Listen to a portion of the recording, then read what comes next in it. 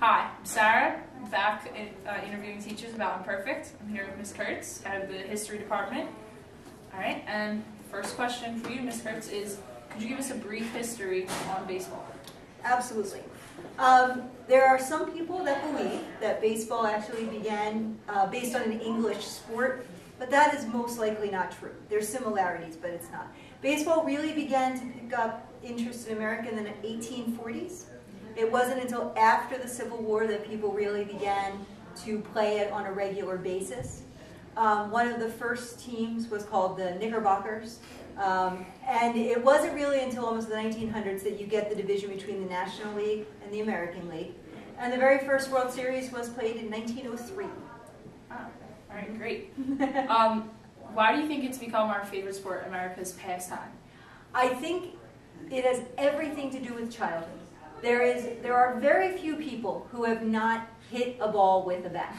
You know, not many kids. I mean, I am the least sportsmanlike person you're ever going to meet, but I played baseball in my backyard. And there's just something about summertime and being out in the yard, you know, in your bare feet, playing baseball, you know, swinging a bat. Everybody does it, and I think it really makes you think of childhood. Yeah, so it sticks with you. Yes, absolutely. Okay. Back to Jim Abbott. Do you think he made history the day he pitched a no-hitter?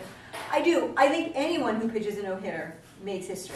We're living in a weird time now because a number of people have done it in a very short amount of time.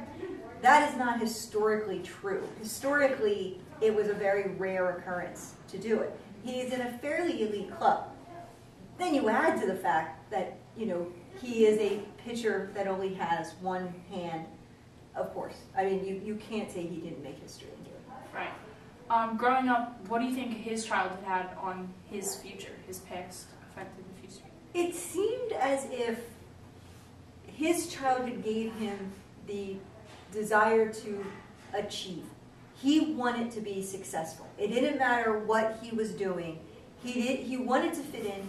He wanted people to accept him. And to do that, you had to do things well. And anything he tried to do, he wanted to do it well.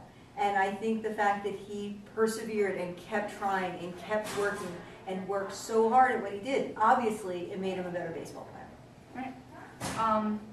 What's your favorite historical baseball movie?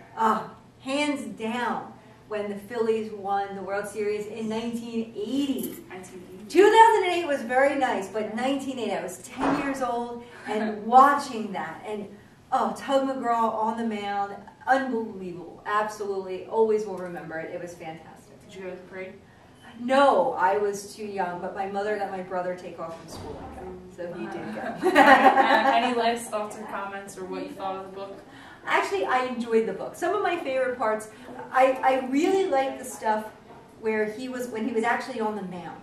I am fascinated by players' thought process. Right. I like that a lot. I like hearing players talk. So I love the stuff where he was on the mound, and then I like the stuff about his parents.